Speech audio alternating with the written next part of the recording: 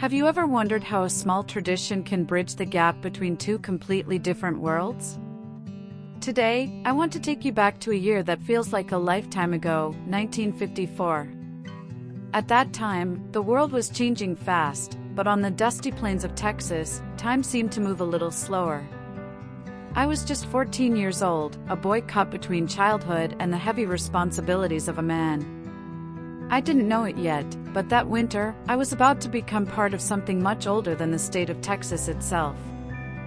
It's a story about a neighbor, an old Scottish woman, and a fresh loaf of bread that changed how I saw the world. It all began in the sweltering heat of July. My family's neighbor, a man named Brad Proctor, approached me with an offer. He needed help on his farm. For a teenager in the 50s, this was a rite of passage. But let me tell you, it wasn't just helping out. It was a relentless abundance of chores that started before the sun was fully up. Every single afternoon, I found myself in the thick of it.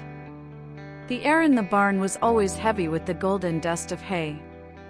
I spent hours lifting those dry, scratchy bales, my arms stinging from the stalks. I milked cows until my hands were sore and spent more time than I'd like to admit mucking out stalls. It was bone-tiring work. But there was a bright spot. Brad's mother-in-law, Mrs. Harris, lived with them. Whenever the heat became too much, I'd venture into the kitchen for a cool drink of water. That's where I first really met her. She wasn't like the other Texas grandmothers. She had a soft, lilting accent that carried the mist and the mountains of Scotland in every word. She would tell me tales of her youth, stories of a green, rainy land that seemed like a fantasy compared to our dry Texas soil. As the seasons turned and the Texas heat finally began to fade, Brad and his family decided to move Mrs. Harris to a nearby house. It was a small place, almost secluded, tucked away where the wind whispered through the trees. It suited her, I think. It gave her a piece of the quiet she missed from her homeland. A few days before the end of the year, I stopped by to visit her. The air was crisp, and the sky was that deep, endless blue you only see in the winter. As I was getting ready to leave, she did something unexpected. She reached out and clasped my hand.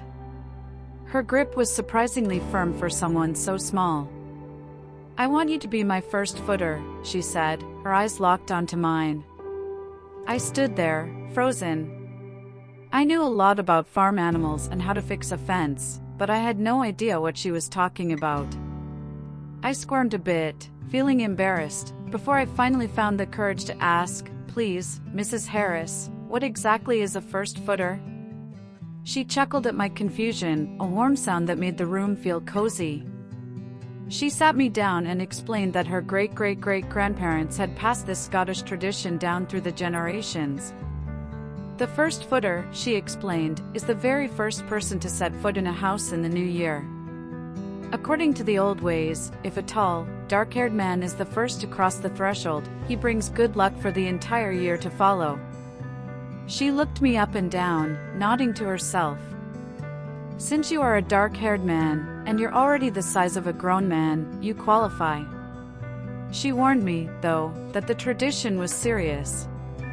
If a woman or someone with red or blonde hair was the first visitor, it was a guarantee of bad luck for all 12 months. She winked at me and told me I couldn't come empty-handed. "Best you bring a gift," she suggested.